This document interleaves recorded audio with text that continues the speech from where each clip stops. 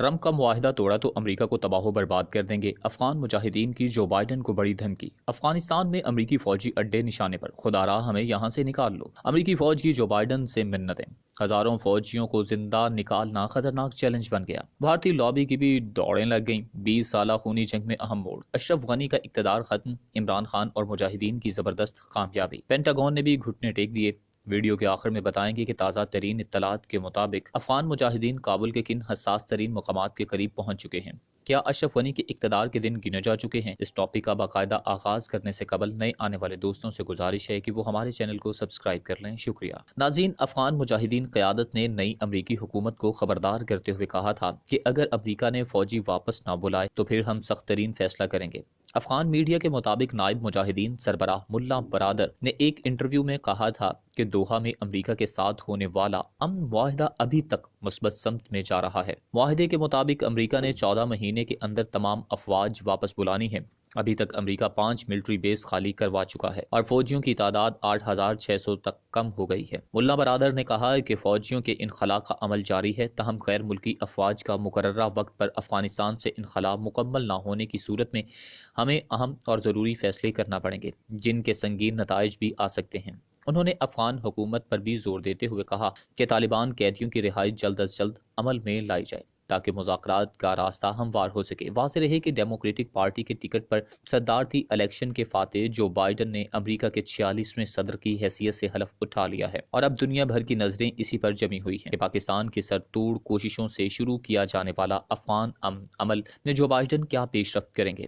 منتخب ہوتے ہی Joe Biden کی جانب سے افغانستان معاہدے سے متعلق کوئی بھی بیان جاری نہیں کیا گیا تھا، جس پر افغان مجاہدین نے بھی خبردار کرتے ہوئے کہا تھا کہ اگر یہ معاہدہ کسی بھی طرح مسئلے کا شکار ہوا تو اس کے سنگین نتائج ہوں گے۔ ناظرین، اب تک کی موصول ہونے والی اطلاعات کے مطابق افغانستان میں مجاہدین اسلامی تحریک کے سابق سفارتکار ملا عبدالاسلام ضعیف نے کہا کہ امریکہ کے ساتھ معاہدہ ان کی بڑی کامیابی ہے، کیونکہ وہ اپنی عمارت یعنی حکومت کے دعوے سے دستبردار نہیں ہوئے اور ہر صورت اس پر عمل درآمد کریں گے اور کروائیں گے بھی۔ قطر میں ایک خصوصی انٹرویو میں ان کا کہنا تھا کہ اب تک جو بات چیت ہے وہ افغانستان اسلامی امارات کے نام سے کی ہے اور جو معاہدہ ہو رہا ہے وہ بھی اسی نام سے ہوگا۔ انہوں نے کہا کہ مجاہدین اپنی امارات سے دستبردار نہیں ہوئے، جب وہ امارات پر ڈٹے ہوئے ہیں تو دوسری کسی حکومت کا وجود نہیں مان سکتے۔ انہوں نے کہا کہ امریکہ کو فوری طور پر اپنی فوج کو انخلاء یقینی بنانا ہوگا، ورنہ یہاں پر ایک بار پھر سے خونی جنگ کا آغاز ہو سکتا ہے۔ انہوں نے کہا کہ اگر ٹرمپ کا معاہدہ توڑنے کی کوشش کی گئی یا کسی بھی طرح امریکی فوج کے انخلاء میں تاخیر کی گئی تو بڑا جانی نقصان اٹھانا پڑے گا۔ ایک سوال کے جواب میں ان کا کہنا تھا کہ افغان حکومت کے ساتھ مذاکرات کی کوئی شرط امریکہ کے ساتھ معاہدے میں شامل نہیں، یہ مسئلہ قومی افغان ڈائیلاگ کے دوران حل ہو سکتا ہے۔ میرا خیال میں اس کا حل یہی ہے کہ افغانستان میں ایک قومی نظام پر بات ہو، نہ کہ ایک دوسرے کو تسلیم کرنے پر۔ مجاہدین کے 53 سالہ سابق سفارتکار کا کہنا تھا کہ یہ امن معاہدہ مجاہدین کی سوچ میں تبدیلی نہیں بلکہ امریکہ کی سوچ میں تبدیلی سے ممکن ہے۔ دراصل 2001 میں امریکہ نے افغانستان میں جو لڑائی شروع کی، اس کا انتخاب افغانستان کے لوگوں یا طالبان نے نہیں کیا تھا، بلکہ وہ لڑائی افغانستان پر مسلط کی گئی تھی۔ امریکہ نے پوری طاقت، غرور، دنیا اور پڑوسیوں کی مدد سے افغانستان پر حملہ کیا اور افغانستان آیا۔ میں یہ نہیں کہتا کہ مجاہدین نے ہار مانی، بلکہ امریکہ نے ہار مانی ہے۔ انہوں نے مزید کہا کہ 2006 تک امریکہ اسی غرور میں مبتلا تھا، البتہ 2006 کے بعد امریکہ نے محسوس کیا کہ افغانستان میں اس کے مقابلے میں بڑی مزاحمت پیدا ہو گئی ہے،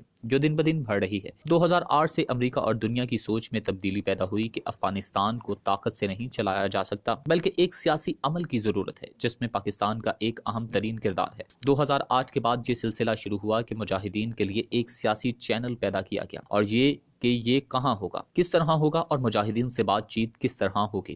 اس سلسلے میں سعودی عرب، متحدہ عرب امارات، انڈونیشیا اور پاکستان کو کردار ادا کرنے کو کہا گیا، لیکن سوائے پاکستان کے کسی کے بھی مشورے اور کردار پر یقین نہیں کیا گیا۔ بالآخر پاکستان کی ہی کوششوں سے افغان امن عمل میں بڑی پیش رفت سامنے آئی۔ ناظرین، نئے امریکی صدر جو بائیڈن کو ملنے والی دھمکیوں کی وجہ سے امریکہ میں ایک خوف و ہراس پایا جاتا ہے، اور اس کی ایک بڑی وجہ مجاہدین کے حملے ہیں۔ 20 سال میں امریکی فوج کو جتنا مالی نقصان اٹھانا پڑا، اس کو کسی صورت بھی نظر انداز نہیں کیا جا سکتا۔ مبصرین کے مطابق مجاہدین کی ان دھمکیوں نے نئے امریکی حکومت کو شدید پریشانی میں مبتلا کر دیا ہے، جس کے بعد صدر جو بائیڈن کی انتظامیہ اس بات کا جائزہ لینے کے لیے تیار ہو چکی ہے، لیکن ان کی طرف سے کچھ شرائط رکھی گئی جس کے مطابق حکومت جائزہ لے گی کہ آیا مجاہدین امن معاہدے میں شامل اپنی ذمہ داریوں کے مطابق تشدد میں کمی کر رہے ہیں یا نہیں۔ امریکی قومی سلامتی کونسل کی ترجمان ایملی بارن نے کہا کہ امریکہ کے قومی سلامتی کے نئے مشیر جیک سلیون نے اپنے افغان ہم منصب حمداللہ محب سے بات کرتے ہوئے واضح کیا کہ امریکی انتظامیہ امن معاہدے کا جائزہ لینے کا ارادہ رکھتی ہے۔ ترجمان کا کہنا تھا کہ خاص طور پر واشنگٹن اس بات کا جائزہ لینا چاہتا ہے کہ مجاہدین دہشت گرد گروپوں کے ساتھ روابط ختم کرنے کا وعدہ پورا کر رہے ہیں یا نہیں، تاکہ افغانستان میں تشدد میں کمی سمیت افغان حکومت اور دوسرے فریقوں کے ساتھ باہمی مذاکرات کیے جا سکیں۔ ترجمان کے مطابق جیک سلیون نے واضح کیا کہ امریکی علاقائی سطح پر سفارتی کوششوں کے ساتھ امن عمل کی حمایت کرے گا تاکہ فریقین مسئلے کا پائیدار اور صحیح سیاسی حل تلاش کر سکیں اور ان کے درمیان مستقل بنیادوں پر جنگ بندی ہو سکے۔ قومی سلامتی کی ترجمان نے امن معاہدے کے تحت افغان خواتین، لڑکیوں اور اقلیتی گروپوں کی غیر معمولی کامیابیوں کے تحفظ کے لیے امریکی حمایت کا بھی ذکر کیا ہے۔ جو بائیڈن کی طرف سے نامزد امریکی وزیر خارجہ اینٹونی بلنکن نے منگل کو سینٹ کمیٹی میں سماعت کے دوران کہا تھا کہ دوحہ میں ہونے والے معاہدے کے تحت ہم نام نہاد جنگ کا ہمیشہ کے لیے خاتمہ چاہتے ہیں۔ 29 فروری 2020 کو قطر کے دارالحکومت دوحہ میں امریکہ اور افغان مجاہدین کے مابین ہونے والے تاریخی معاہدے کے بعد یہ امید کی جا رہی تھی کہ اس سے گزشتہ کئی برسوں سے شورش کا شکار ملک افغانستان میں امن کی راہیں کھلیں گی۔ تاہم حالیہ دنوں میں ہونے والے متعدد پرتشدد حملوں کے بعد یہ امید دم توڑتی نظر آتی ہے۔ اس معاہدے میں یہ طے پایا تھا نہ صرف امریکہ مئی 2021 تک اپنی فوجوں کا انخلاء کرے گا، بلکہ امریکی اور مجاہدین افغان فریقین کے مابین مذاکرات سے پہلے ہزاروں قیدیوں کا تبادلہ کریں گے۔ دوسری جانب قطر میں مجاہدین کے سیاسی دفتر کے منتظم شیر محمد عباس نے بھی ایک بیان جاری کیا تھا کہ بھارت ہمیشہ افغانستان میں غداروں کی مدد و حمایت کی، جس کی وجہ سے افغانستان میں اس کا کردار منفی رہا ہے۔ ان کا کہنا تھا کہ بھارت مثبت کردار ادا کرے تو افغان مجاہدین کو کوئی مسئلہ نہیں، وہ بھی مذاکرات کے لیے تیار ہو جائیں گے۔ بیان میں ان کا کہنا تھا کہ بھارت ایسا کرنے سے قاصر ہے اور اس نے ہمیشہ افغانستان میں دہشت گردی کی کوشش کی ہے، جو کہ کسی بھی صورت منظور نہیں ہے۔ افغان مجاہدین کی جانب سے بیان میں مزید کہا گیا کہ پاکستان میں امن افغانستان میں امن سے منسوب ہے اور پاکستان کے ساتھ ہمارے بہترین تعلقات۔ خیال رہے کہ افغانستان میں 2008، 2009 اور 2010 میں 3 بار بھارتی مشن کو نشانہ بنایا گیا۔ پہلے حملے میں بھارت کے ڈیفنس اتاشی اور ڈپٹی چیف مارے گئے۔ دوسرے حملے میں بھارتی مشن کے عملے کے چند اراکین اور ویزا کے حصول کے لیے سفارت خانے آنے والے متعدد افراد ہلاک ہوئے تھے۔ تیسرا حملہ کابل کے اس گیسٹ ہاؤس پر کیا گیا تھا جہاں بھارت کے سفارتی اہلکار مقیم تھے۔